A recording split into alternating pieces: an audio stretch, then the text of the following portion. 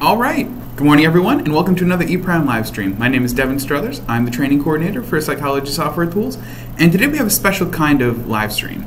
So unlike some of the other ones in the past where we've gone through a type of experiment or where I've given you experiment design tips or anything like that, today's is a little different. So today's live stream is going to focus on a new update that we actually just released for ePrime 3.0.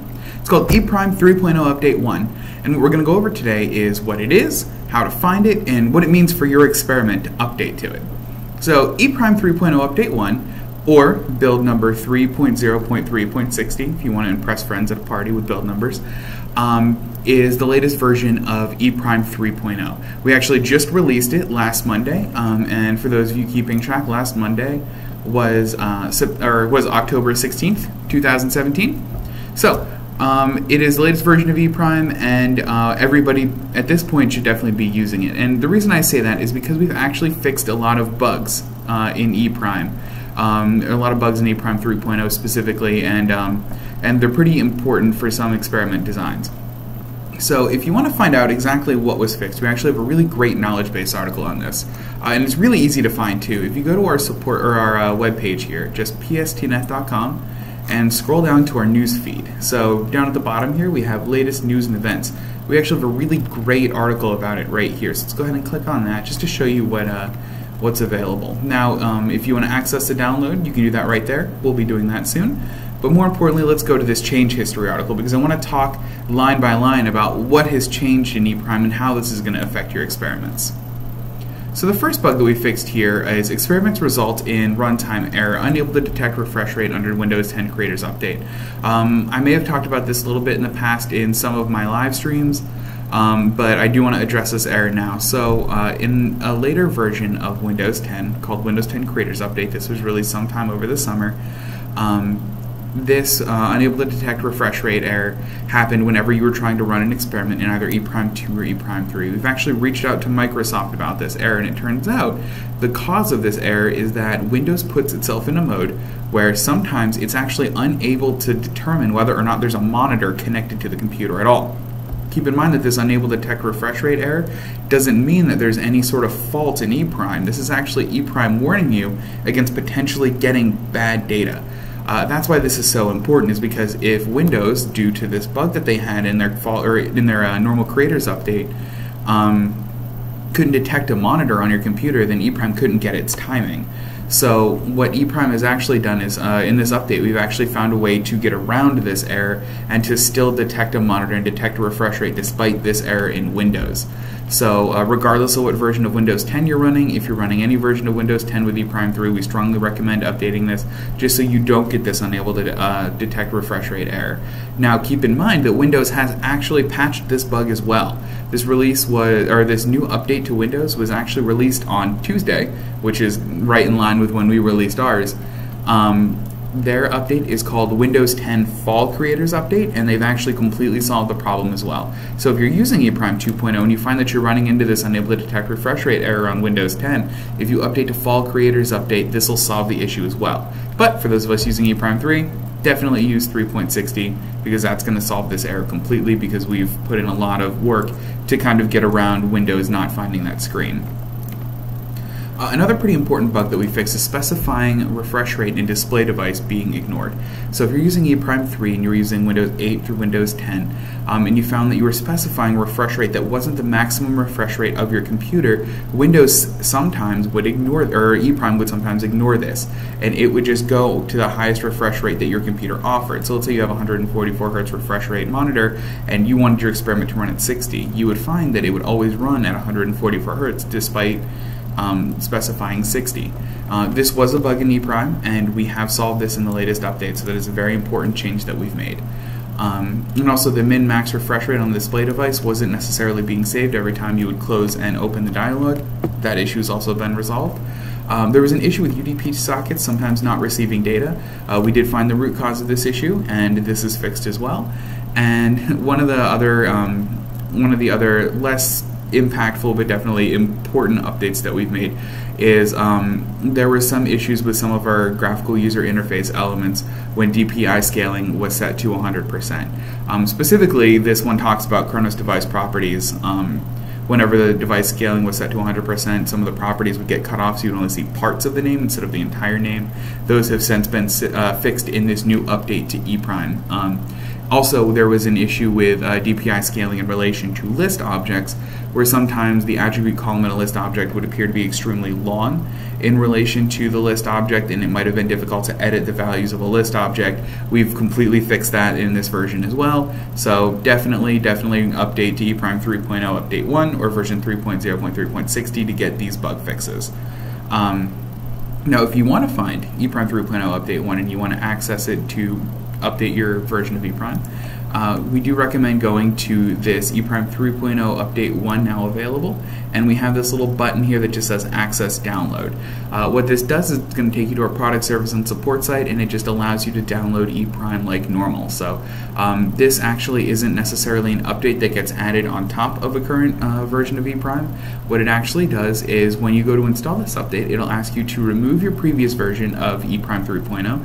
So if you're using ePrime 3.31, as indicated in this article here, so 3.0.3.31, if you're using that build of ePrime 3.0, then it'll ask you to uninstall it, and then it will completely install 3.0.3.60 in its place. So you'll only be without ePrime for about 2-ish minutes. So, this is definitely the best way to access this download. Now, if you're wondering what version of ePrime that you have, because you see all these nice bug fixes and see all these updates, but you don't know if you have, the latest update or not, there's a really easy way to find out. If you have ePrime open, and I'll open it right here, the way that you can determine what version of ePrime you're using is if you go to Help and then click on About eStudio. Now, of course, down here there's going to be an eStudio version. It will be incremented for the update, but the one that we're specifically looking at in this case was right next to the words ePrime 3.0. That's where you get that long build number, so ePrime 3.0.3.60. So if you're ever wondering what version of ePrime you're running, definitely check right here in this About eStudio box. This is going to do a really good job of showing you exactly what version you're running and let you know if you need to update to 3.0.3.60 from an older version or not. So that's a good way to check there. You can also check by using the uninstall/remove a program utility in Windows. I'm not necessarily going to pull that up in this live stream, but all you need to do is just go into your Windows Cortana search and then type uninstall. Go to your control panel here.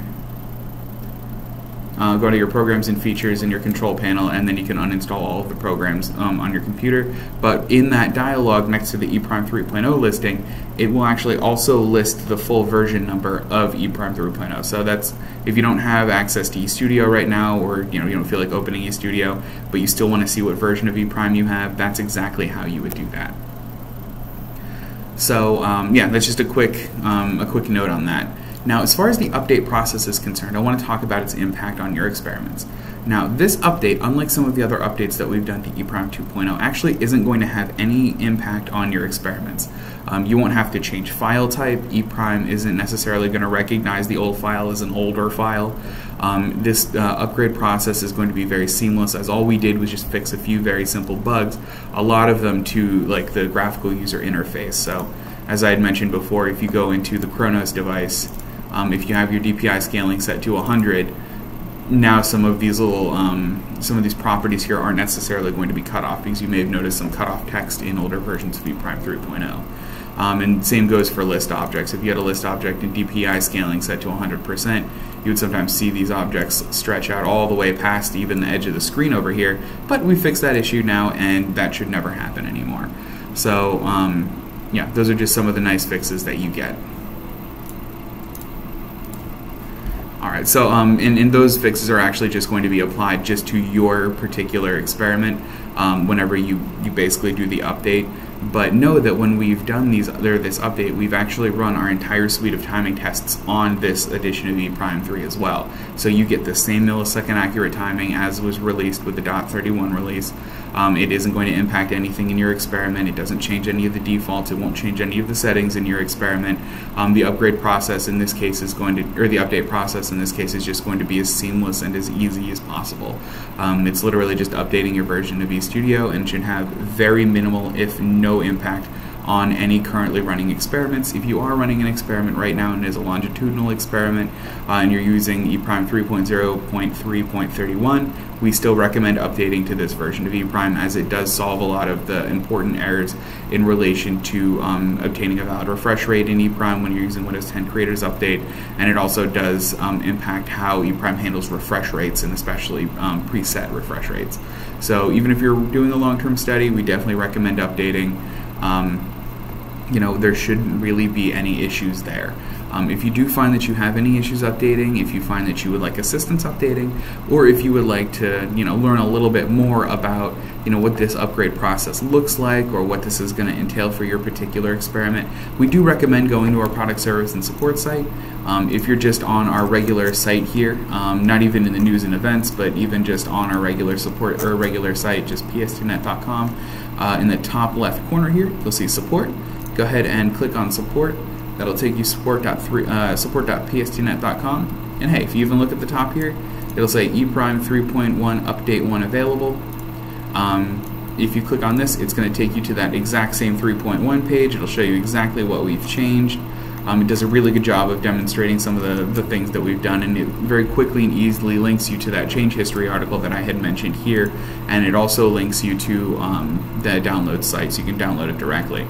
Please keep in mind, if you are on the support site like I am right now, you can see that I actually don't have access to the downloads, including the download for ePrime 3.0 Update 1. In order to gain access to the downloads, you will have to sign into our product service and support site. So if you click sign in the upper right hand corner, it'll take you to our little sign in page.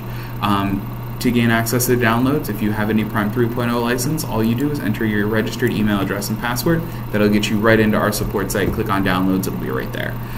If you haven't registered your serial number yet, but you do have a valid ePrime 3.0 license, all you have to do is click on this new user tab. Now what this is going to do is going to redirect you to our new user registration page. Just go ahead and enter your ePrime 3 serial number right there, click submit, enter an email address. You should be emailed an automatic password. Go ahead and use that automatically generated password. You are free to change that at any point if you want, but go ahead and enter that once you get that password on this email address and password page, and again, you'll be taken directly to our download site. So, we make the upgrade process as quick and as easy as possible, because this is a pretty important update, and it's a pretty big update for our ePrime 3 users. So, definitely, if you have any questions, go ahead and sign in there, and at the top of the page, once you sign in, you'll see a submit a request button. Go ahead and submit a request. We are always happy to help. If you go ahead and submit a request, write your email address, the subject, and most importantly is the description. You can write a nice description of what's going on, what questions you have about the update, and if you have any experiments that you're concerned may change with the update. Like I said, the experiments won't change, none of the defaults change, but if you'd like us to take a look at something, we are more than happy to help as well. But if you have any more questions, feel free to submit a support ticket like that. But that's all the content I have for today. Today's live stream is a pretty short one, but a very important one, because we do have that ePrime 3.0 Update 1 now. If you have absolutely any questions at all, please feel free to shoot us a support ticket. I know I've gone over that process a lot. Please feel free to leave us a comment on any of these videos. We're always happy to answer those as well. And don't forget to like and subscribe to our page. It lets us keep doing these updates and keep doing these live streams to let you know what's going on, not only in the latest, experiment design and, building experiments and all of these ePrime 3, type tips, but it also lets you know what's going on with ePrime in general. So, I can keep doing these live streams about updates like this. Please feel free to tune in next week as well. Next week's is going to be really cool. It's ePrime 3 tips and tricks. So it's going to be a lot of little properties that you might not have known about ePrime, a lot of little features that don't get used as much as they are, and a lot of kind of quality of life things about ePrime that we've changed too. Things to make experiment design much faster and much easier and way simpler, and a way to access some of our documentation a little faster than you might have thought as well. It's going to involve a lot of keyboard shortcuts and a lot of some of our little properties that you might not have known about. So feel free to tune in next week. Otherwise, thank you guys very much and have a great day.